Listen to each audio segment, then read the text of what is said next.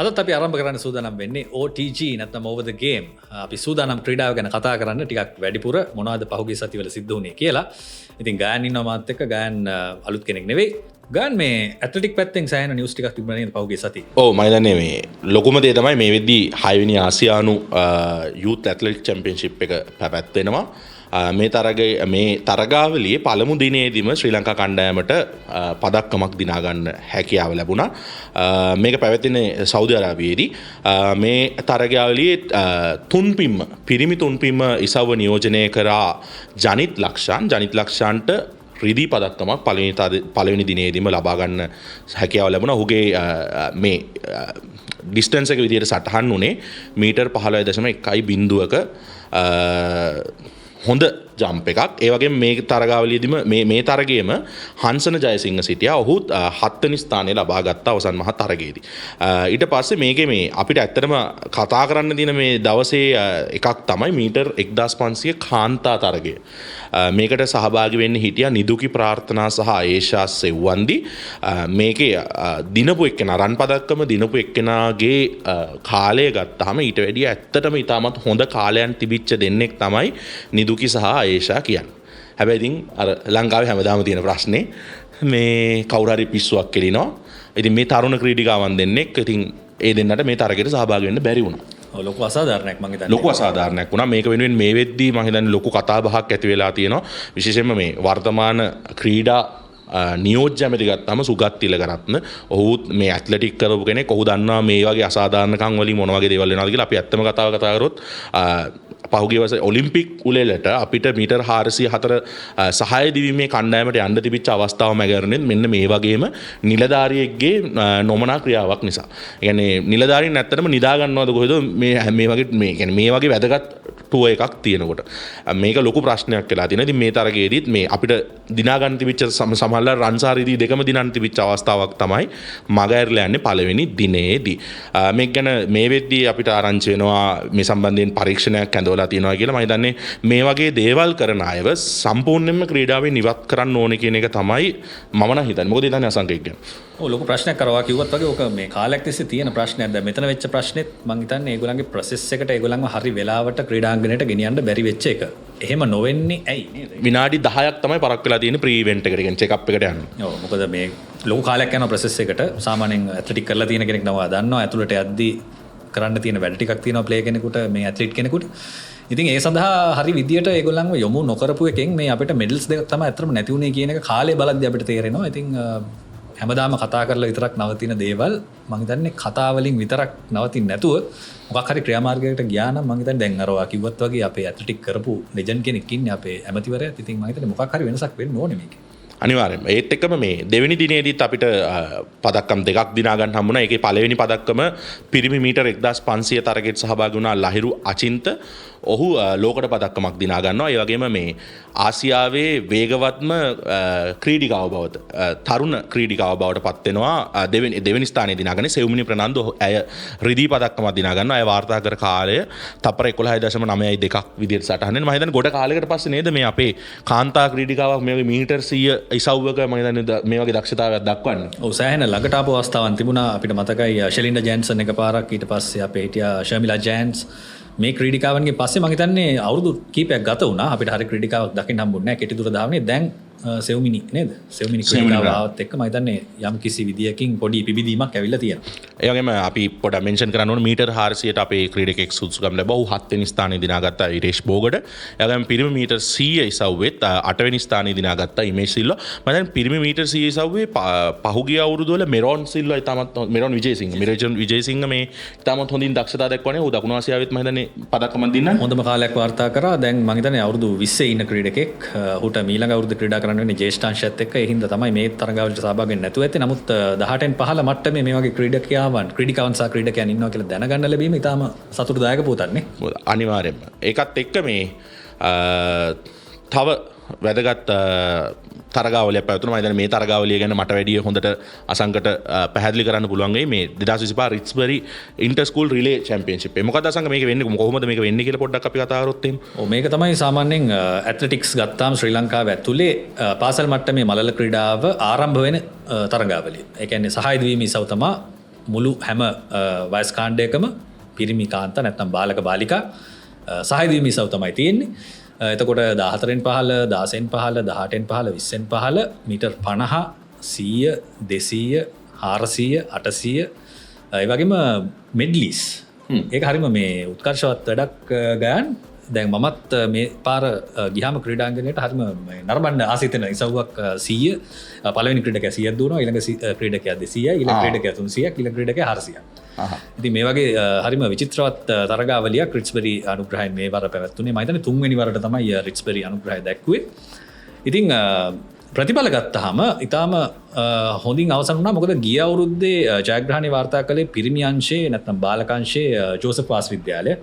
සාමාන්‍ය අර වෙන්නපුව මීගමුව බෙල්ට් එකේ ක්‍රීඩකයෝ හරිම හොඳ දක්ෂයි දුවන්න පනින්න මේගොල්ලෝ ඊටාම හොඳින් ක්‍රීඩා කරා. නමුත් මේ අවුරුද්ද වෙද්දී නැවතත් කොළඹින් මේක උදුරගත්තා බෙනඩික්ට් විද්‍යාලය ප්‍රථම ස්ථානයට පත් වුණා බාලකාංශයේ. ඊට පස්සේ බාලිකාංශය ගත්තොත් ලයිසිම් වත්තල ලයිසිම් ජාත්‍යන්තර පාසල උන් තමයි බාලිකා සමස්ත ශූරතාවය දිනාගත්තේ. මේක මේ තව සුවිශේෂ සිදුවීමක් වුණා නේද මේ ශ්‍රී ලංකා A කණ්ඩායමයි B කණ්ඩායමයි C කණ්ඩායම එකතු වෙලා ඉන්දියාවත් එක්ක දිවනේ තව කණ්ඩායම් සහභාගී වුණා නැත්නම් ඒ කණ්ඩායම් හතර විතරයිද? සහභාගී වුණා මාලදිවයින, පිලිපීනය, ඒ වගේම තවත් කණ්ඩායමක් මං හිතන්නේ මතක විදිහට ශ්‍රී ලංකා A B C කණ්ඩායම් තුනක්. මේකෙදී බලාපොරොත්තුනේ අර ජාත්‍යන්තර ලෝක ශූරතා තරඟාවලියට හොඳ කාලයක් වාර්තා කරන්න ශ්‍රී ලංකා මීටර් 400 කණ්ඩායම. ඉතින් ශ්‍රී ලංකාවට ජයග්‍රහණය හම්බුණා. නමුත් බලාපොරොත්තු වෙච්ච මට්ටමේ කාලයක් වාර්තා කරන්න අවස්ථාව ලැබුණා නැද්ද කියන ප්‍රශ්නේ තිබුණා අවසානයේදී. ලංකාවේ කාලේ විදිහට සටහන් දාලා තියෙන විනාඩි 3යි තප්පර 5.58ක්. ඔව් ඉතින් මේ කාලේ වාර්තා කරන්න තව ටිකක් තප්පර ගන්න අඩු කරගන්න පුළුවන් වුණා නම් සමහර විට මම හිතන්නේ තප්පර 3ක වගේ අඩුවක් තමයි තිබුණේ. ඒක අඩු කරගන්න පුළුවන් වුණා නම් අපිට අවස්ථාවක් තිබුණා ලෝක මට්ටමේ ශ්‍රේණිගත කිරීම වල තවත් ඉස්සරහට ගිහිල්ලා ලෝක ශූරතාවය සඳහා අවස්ථාව ලබා ගන්න මට්ටමට එන්න.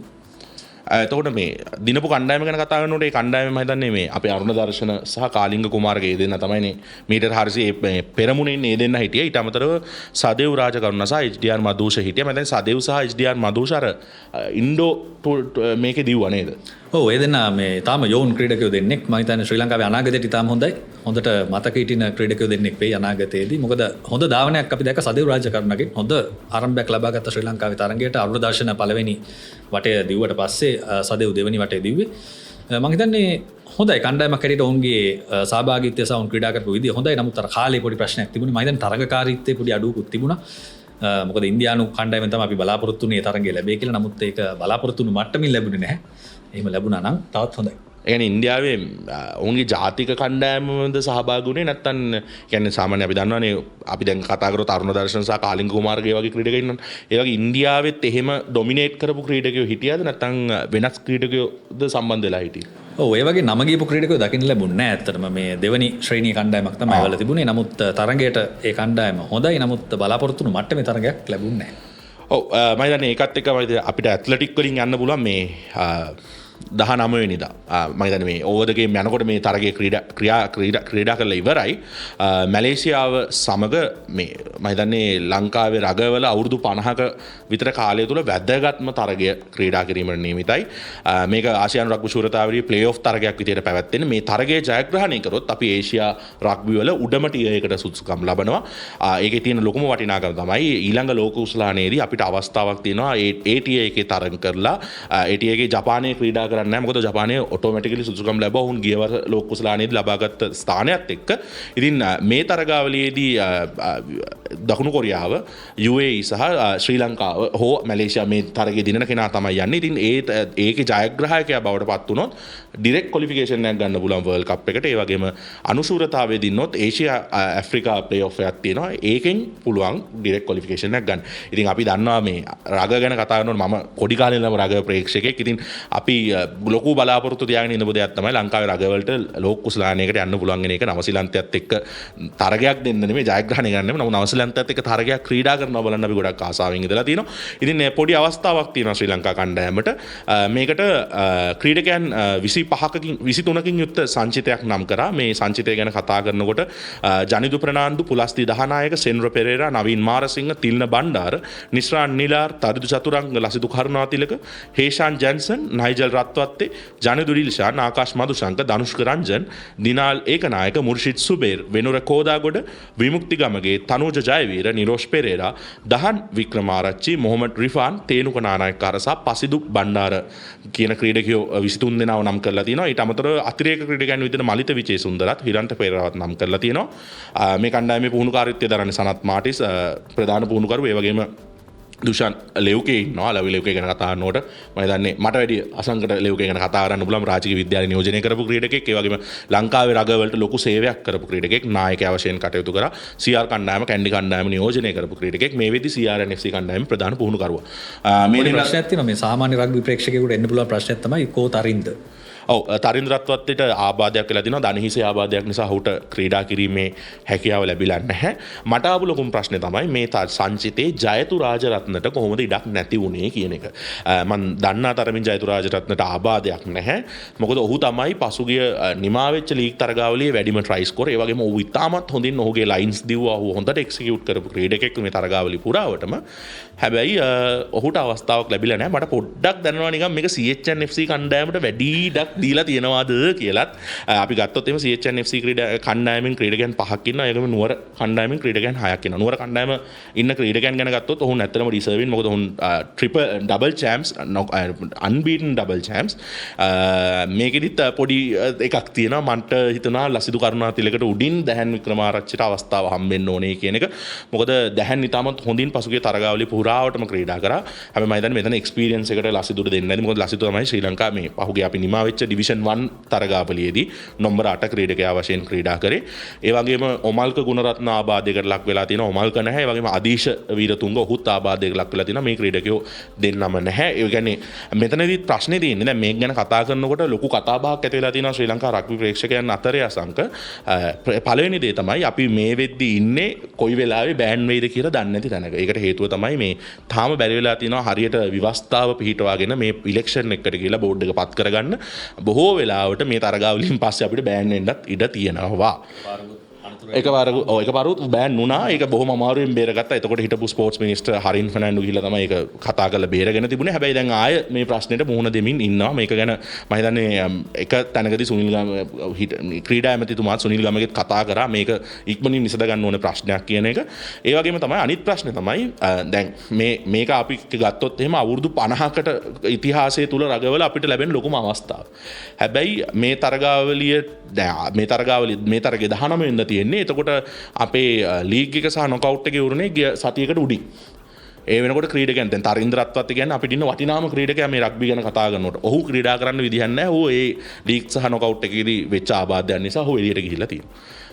ඔමල්කටත් ඒ ප්‍රශ්නම වෙලා තියෙනවා. අදීශරන් ඒ ප්‍රශ්න. එතකොට අපිට හරි ප්ලෑන් එකක් තියෙනවාද ඇත්තටම අපේ රගර් කරන් යන්න. අපේ රගර් වලට අපිට හරි ප්ලෑන් එකක් තියෙනවාද? ඒ වගේම තව දෙයක් තමයි මේකට සති දෙකක් තමයි පුහුණුවීම් කරලා තියෙන්නේ. ලංකාව ක්‍රීඩා කරන වැදගත්ම තරගය මේ වසරේ. හැබැයි සති දෙකක් තමයි පුහුණුවීම් කරලා තියෙන්නේ. ජාතික සංචිතයක් අපි තියාගෙන ඉන්නවද? ඒ ජාතික සංචිතේ පුහුණු වෙනවද? මේම කිසිම දෙයක් නැහැ. ඒත් එක මං පර්සනලි හිතනවා මේ වෙද්දී කියන්නේ අපි ක්‍රිකට් වල ගත්තත් ක්‍රිකට් වල ක්ලබ් කෝචස්ලා කවදාවත් හෙඩ් කෝච් ශ්‍රී ලංකා හෙඩ් කෝච් වෙන්නේ නැහැ. ඒකට වෙනම ශ්‍රී ලංකා හෙඩ් කෝච් කෙනෙක් ඉන්නවා. ඔහුට වෙනම ස්කොඩ් එකක් මේන්ටේන් කරන්න පුළුවන්. මම හිතන්නේ ඒක රගවල තියෙන්න ඕන දෙයක්. අපි දැන් පාපන්දු සංචිතය ගත්තත් ඒක අපි දකිනවනේ. පාපන්දු සංචිතේ ශ්‍රී ලංකා පාපන්දු පුහුණුකරුවා තියෙන වෙන කෙනෙක් ඉන්නවා. ඔහු යටතේ සංචිතයක් පුහුණුවීම් කරනවා. නමුත් මේක රගවල වෙන්නේ නැත්තේ ඇයි? අනිත් සියලුම ක්‍රීඩාවල මේක වෙද්දී රගවල විතරක් මේ තරගාවලියක් ලඟ වුණාම සංචිතයක් තෝරලා සති දෙකක ෆිට්නස් ට්‍රේනින් එකක් කරලා ඊට පස්සේ මේ තරගාවලි ක්‍රීඩා කරන්නේ කොච්චර සාර්ථක වේද? සමහරවිට අපි දිනයි මලේසියාවට එරෙහිව. හැබැයි මම දන්න තරමින් මලේසියානු කණ්ඩායම ලේසි පහසු නැහැ. මොකද ඔවුන්ගේ සැමෝන් ක්‍රීඩකයෝ 3 දෙනෙක් ඉන්නවා කියලා තමයි ආරංචිය තියෙන්නේ. සහ උන් ඉතාමත් හොඳින් රග ක්‍රීඩා කරනවා. හැබැයි අපිට අවස්ථාවක් තියෙනවා. නමුත් මේ අවස්ථාවට අපි හරි හැටි පුහුණු වීම කරාද කියන එක ලොකු ප්‍රශ්නයක්. සහ අපි ප්ලේයර්ස්ලා මැනේජ් කරාද කියන එක. ඉතින් මෙහෙම තරගාවලියක් තියෙනවා නම් ශ්‍රී ලංකා රග්බි වලට තිබුණා තරින්ද රත්වත් වගේ ක්‍රීඩකයන්ට මේ අර අවසන් තරගටින් ක්‍රීඩා කරවන්න නැතුව තියන්න. ශ්‍රී ලංකා ස්කොඩ් එක රෙස් කරවන්න තිබුණා. නමුත් ඒක උනේ නැහැ කියන එක මම හිතනවා. ඔව් දැන් මේකේ තව එකක් තමයි සුවිශේෂී කාරණයක් තමයි මේ නයිජර් රත්වත් ගැන කතා කරන්න ඕනේ. ඔහු සමුගත්තා රග්බි ක්‍රීඩාවෙන් ක්ලබ් රග්බි වලින් ඔහු සමුගත්තා. නමුත් ඔහුට ඔහුගේ තීරණය රිවර්ස් කරන්න උනා. මොකද ශ්‍රී ලංකා රග්බි වලින් විශේෂ ආරාධනයක් ආවා. මේ අවස්ථාවේදී ශ්‍රී ලංකා රග්බි කණ්ඩායම වෙනුවෙන් ඔහුගේ අත්දැකීම් වටිනවා. ඒ නිසා ඇවිල්ලා මේ තරගයේ ක්‍රීඩා කරන්න කියලා. ඉතින් නයිජර් රත්වත් ඒ ඒක පිළිගත්තා. ඒ වගේම ඔහුට මේ තරගයේ නායකත්වය හම්බෙලා තිනා. ඉතින් මම හිතන්නේ ඒක හොඳ දෙයක්. ඔහු වගේ ක්‍රීඩකෙක් මොකද අපි නයිජර් රත්නත් ගැන කතා කරනකොට විශේෂයෙන්ම කියන දෙයක් තමයි ඔහු නුවර කණ්ඩායමට නුවර ක්‍රීඩා සමාජයට එනකොට ඒ වෙද්දී නම්බර 10 ජර්සි එක ඇඳලා ඉදී ෆාසිල් මරීජා. ගොඩ දෙනෙක් හිතුවේ නෑ ෆාසිල් මරීජා මට්ටමටම නයිජර් රත්නත් එයි කියලා. හැබැයි ඔහු ඔප්පු කරලා පෙන්නවා ඔහුගේ රත්වත් වෙලා ගැන කතා කරනකොට ගොඩක් දෙනෙක් රග හිටපු ඇමතිවරයාත් රග ක්‍රීඩකෙක්නේ. ඉතින් රත්වත් වෙලා රග වලට කොච්චර දක්ෂයිද කියන එකත් ඔහු ඔප්පු කරලා පෙන්නවා. ඒ වගේම ඔහු අන්තිමට ගියේ අර ෆාසිල් මරිජාගේ එහා පැත්තෙන් ස්ටෑන්ඩ් එක ඔහුගේ නමින් වෙන් කරගෙන. ඉතින් ඒ වගේ සුවිශේෂී ක්‍රීඩකයෙක්ගේ අවසන් මහා තරගයේ ඉතින් මම නම් හෙට යනවා අනිවාර්යෙන් බලන්න. මොකද ඒක ඔහුට දෙන ගෞරවයක් විදිහට අපි තරගය බලන්න ඕනේ. ඉතින් අපි බලමු මොන වගේ දෙයක් වෙයිද කියන එක සම්බන්ධයෙන්. හැබැයි තාමත් මට කියන්න තියෙන්නේ අපි ඇත්තටම හරි ප්ලෑන් එකකට යන්නේ නැහැ කියන එක. මේක අපි ක්‍රිකට් ගැන කතා කරලා තියෙනවා, අපි ඇත්ලටික් ගැන කතා කරලා තියෙනවා, ෆුට්බෝල් ගැන කතා කරලා තියෙනවා. මේ හැම ක්‍රීඩාවෙදිම අපිට දකින්න තියෙන දේ තමයි අපි ප්ලෑන් එකට යන්නේ නැහැ කියන එක. ඒක ලොකුට පේනවනේ හැම ක්‍රීඩාවෙම අපිට. ඒක හැම ක්‍රීඩාවෙම පේනවා. මේ මම හිතන්නේ හැම ක්‍රීඩාවක් ගැනම කතා කරද්දී මුලින්ම කියලා තමයි පටන් ගන්න වෙන්නේ. මේ හරි ප්ලෑන් එකක් නැහැ. ඒක ලොකු ප්‍රශ්නයක්. මම හිතනවා වර්තමාන ක්‍රීඩා ඇමති සහ නියෝජ්‍ය ඇමති නම් ගොඩක් ලොකු අත්දැකීම් තියෙනවනේ ඕවා සම්බන්ධයෙන්. ඉතින් මේ සම්බන්ධයෙන් ක්‍රියාමාර්ග ගනී කියලා මම හිතන්නේ අනිවාර්යයෙන්ම අපිට ජාතික සංචිතයක් රගවලට, මොකද රගවලින් අපිට ලොකු ගමනක් තියෙනවා කියන එක පේනවා ආසියාව ඇතුලේ. සහ අපිට ලෝක කුසලාන ජයග්‍රහණය කරන්න බැරි වුණත් රග කියන්නේ ඒ වගේ හොඳ ස්පෝර්ට් එකක් අපිට ප්‍රොමෝට් කරගන්න පුළුවන් නම් ඉතින් අපි බලමු මොන වගේ දෙයක් වෙයිද කියලා. ඒත් එක්ක අපි යමු පොඩ්ඩක් මේ ජාත්‍යන්තරයට. මොකද මේ දවස්වල මේ හුසේන් බෝල්ටුත් කියලා තිබුණා මගේ පොඩි වර්ෂන් එක තමයි මේ කියලා. මේ ගැන කතා කරනකොට මේ ක්‍රීඩකයා ගැන කතා කරන්න ඕන දෙයක් තමයි ඔහු දකුණු සූඩානයෙන් තමයි ඔහුගේ දෙමව්පියන් ඇවිල්ලා තින්නේ ඕස්ට්‍රේලියාවට සරණාගතයන් වශයෙන්. ඊට පස්සේ මෙයාගේ නම කියන්නේ ගවුට් කියලා තමයි නම් දෙකම තියෙන ගවුට් කියලා. ඔව්. කුමාර වගේ මේ ඉන්න ගවුට් කියලා ක්‍රීඩකයෙක්. මේ දවස්වල ලොකු කතා බහක් තියෙනවා. මේ ඕස්ට්‍රේලියාවේ තමයි ඔහුගේ පදිංචිය. ඕස්ට්‍රේලියාවේ තමයි ඉපදලා තින්නේ. ඔහු ඕස්ට්‍රේලියානු සහ ඕසියානු මීටර් 200 වාර්තාව ඔහු සතුවයි තියෙන. 2024 දෙක ලබා ගන්නවා. තප්පර 20.04ක කාලයක් වාර්තා කරමින් මේ දවස්වල ක්‍රියාත්මක වෙනවා මේ ඕස්ට්‍රේලියානු ජාතික ශූරතාවලිය. මේකෙදී මේ ගවුට් ලොකු වැඩ දෙකක් කරා. එකක් පළවෙනි එක තමයි ඔහු මීටර් 100 දී ඔහුගේ පළවෙනි වතාවට මීටර් තප්පර 10ට අඩු කාලයක් වාර්තා කරා. හැබැයි මේක ඔෆිෂියල් කාලයට ගන්නකොට මේක ඔෆිෂියල් කාලයට එන්නේ නැහැ. ඒකට හේතුව තමයි ඒක වින්ඩ් ඇසිස්ටඩ් එක.